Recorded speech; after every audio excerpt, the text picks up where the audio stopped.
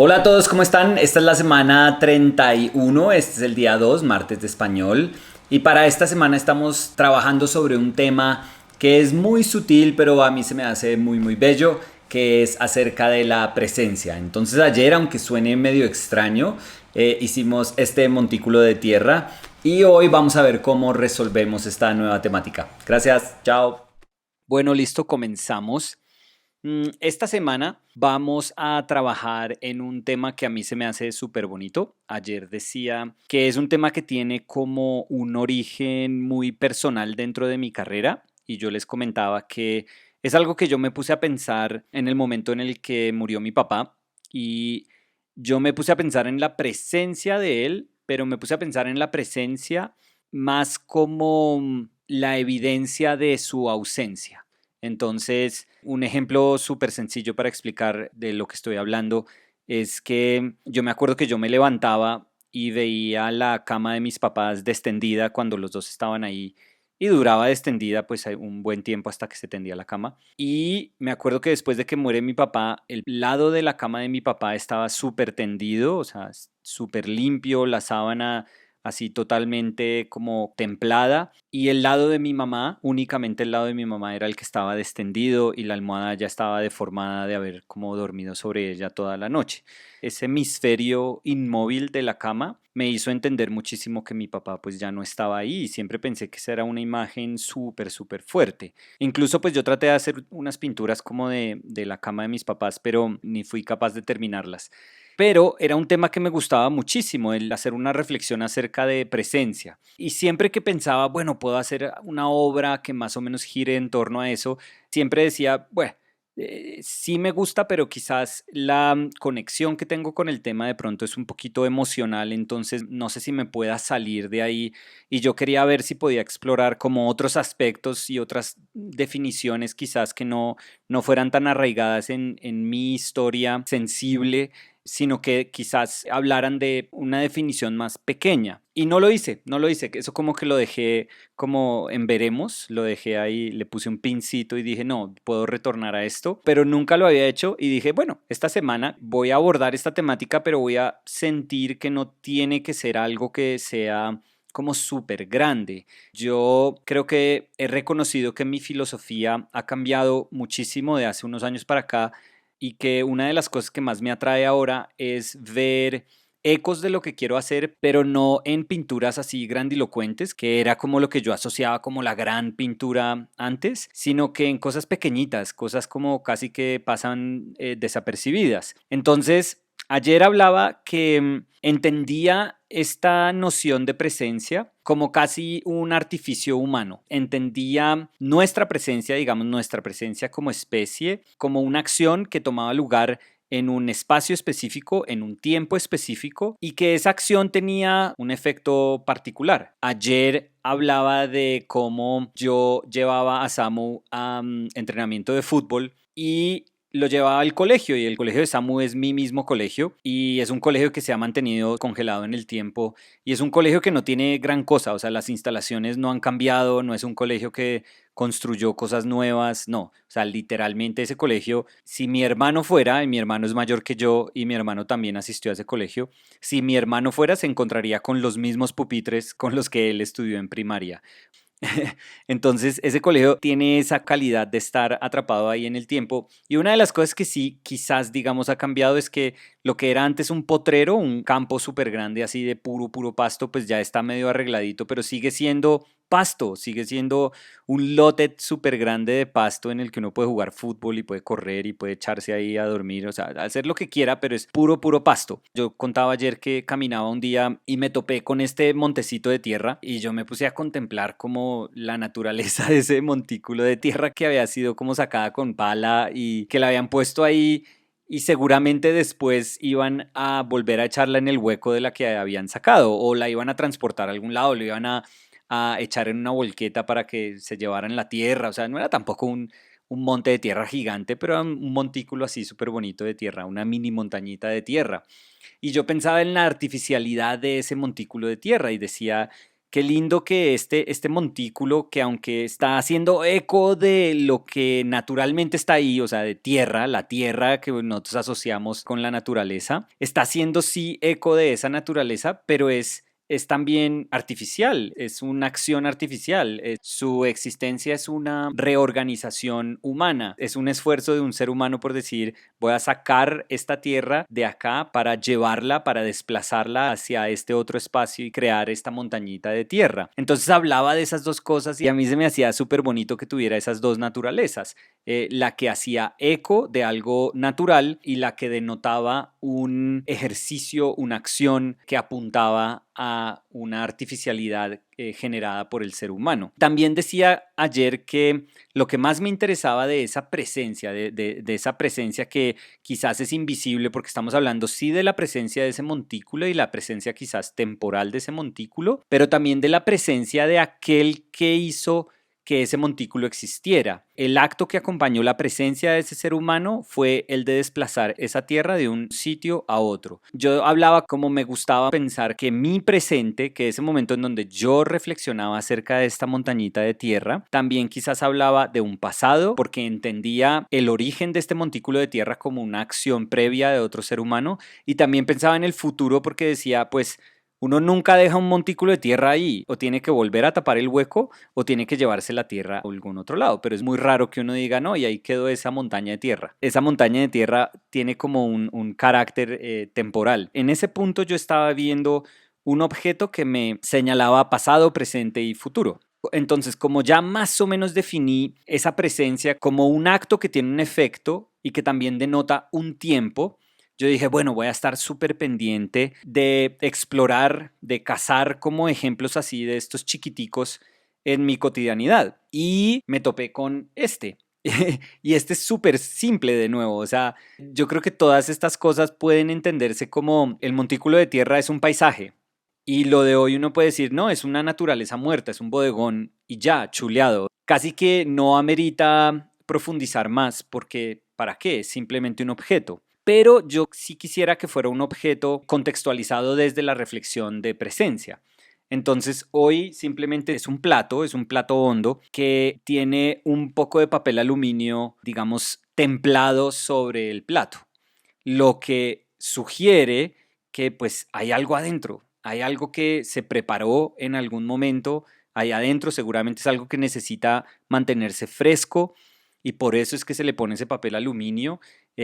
Entonces habla de la frescura, la temporalidad de eso que está ahí adentro, pero también de esa acción que alguien hizo en un momento determinado por preparar lo que está ahí adentro y por después decir voy a tapar esto con este papelito y lo voy a dejar así templadito y eventualmente pues irá a la nevera para que no se dañe la comida que está dentro o lo que sea que esté adentro. De nuevo era muy chévere, encontraba como lo mismo, ese pasado que habla de una acción previa, el efecto de esa acción que puede ser aquello que esté dentro del plato, el papel aluminio con el que se forró y se templó ahí sobre ese plato, y habla del futuro también, que se va a tener que meter a la nevera y que seguramente eventualmente va a ser consumido después, ¿no? Uno va a botar ese papel aluminio porque después va a consumir eso. Uno no pasaría por la acción de preparar comida, luego guardarla y protegerla con ese papelito aluminio, si no es porque uno dice me lo voy a comer después, lo voy a guardar para después. Entonces también hablaba de un después. Entonces eso se me hizo fascinante. Empecé a ver temporalidades en acciones súper cotidianas, cualquiera, o sea, acciones tontísimas, pero que hablaban de mi presencia o de la presencia de un extraño como la de ayer, porque yo no tengo idea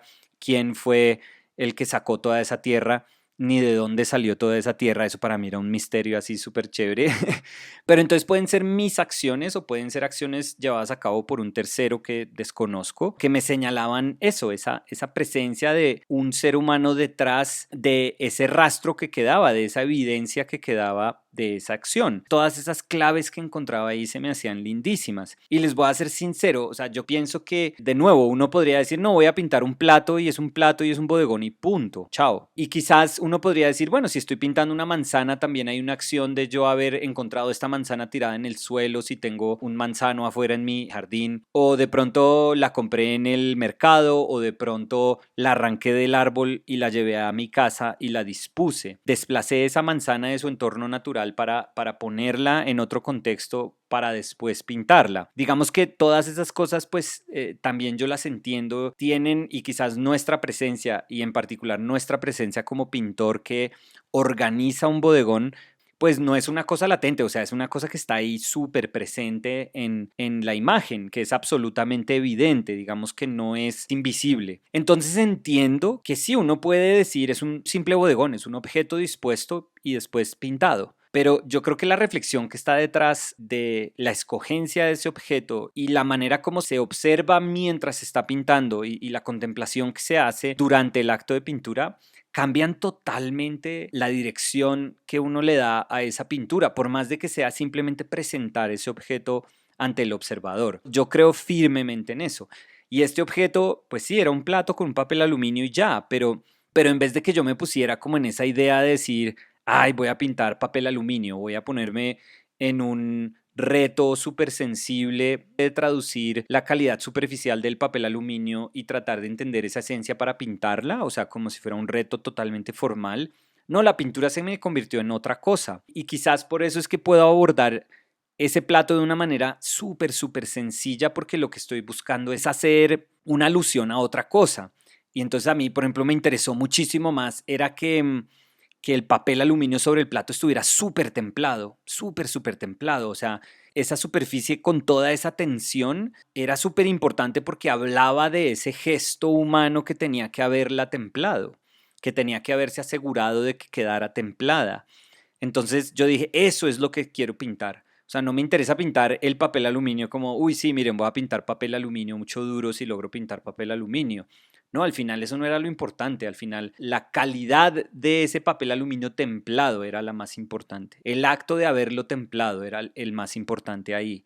Entonces le vuelca a uno totalmente la manera como uno pinta. O sea, le da una dirección increíblemente particular a la pintura y si uno logra reconocer esa dirección y si uno logra mantener esa idea viva durante la pintura, entonces la naturaleza de la pintura cambia por completo y el resultado de la pintura es totalmente distinto. Cuando estaba pintando esta pintura, curiosamente, se me vino a la cabeza una pintura que creo yo que es de los bodegones como más chéveres que hay en la historia del arte, en la historia de la pintura.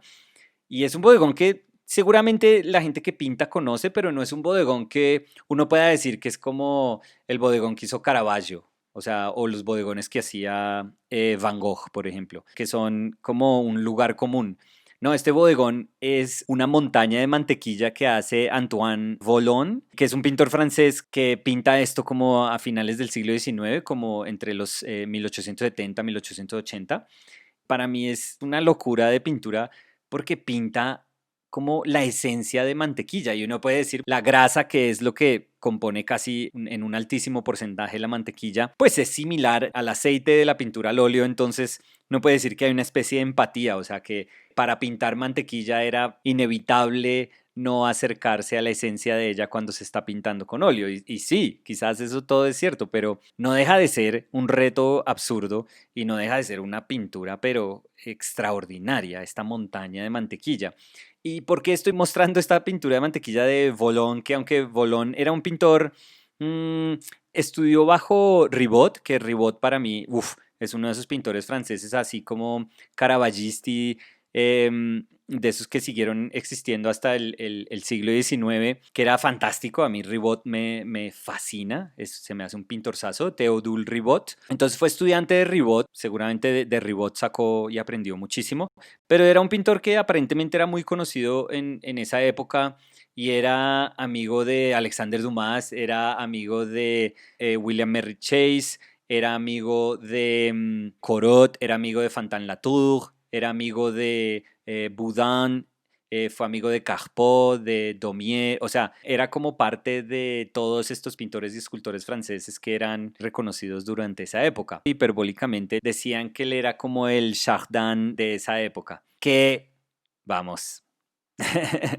yo pienso que es una cosa un poco exagerada porque Chardin era un genio, de pronto es como el mejor pintor de naturalezas muertas de toda la historia del arte, pero esta pintura de mantequilla es una locura, o sea, es una absoluta locura, es increíble.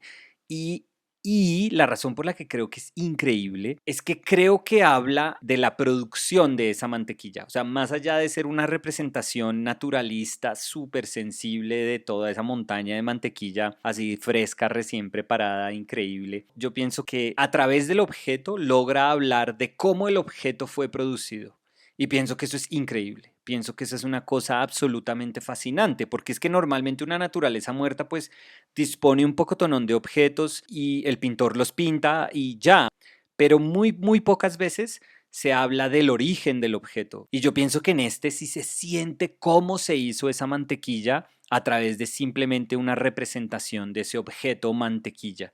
Y eso es impresionante, porque de nuevo, creo que mi empatía y mi conexión con esta pintura es esa, que habla de tiempo, habla de un tiempo de elaboración, habla de un pasado, habla de una persona que seguramente tuvo que batir y separar todas esas grasas, esa nata, y empezar a pegarle y a batir esa mantequilla hasta formar todos esos grumos y acumularlos ahí en esta montaña de mantequilla. Eso quizás es lo que hace que yo sienta que hay algo mucho más grande detrás de la mera representación del objeto, porque en mi cabeza lo hay. En mi cabeza es un objeto, pero que es un objeto que denota acción, que denota tiempo, un tiempo de ejecución. Esa mantequilla se tuvo que haber preparado durante una cantidad de horas y habla de esas horas. Entonces, para mí todo eso está presente en la representación de un simple objeto.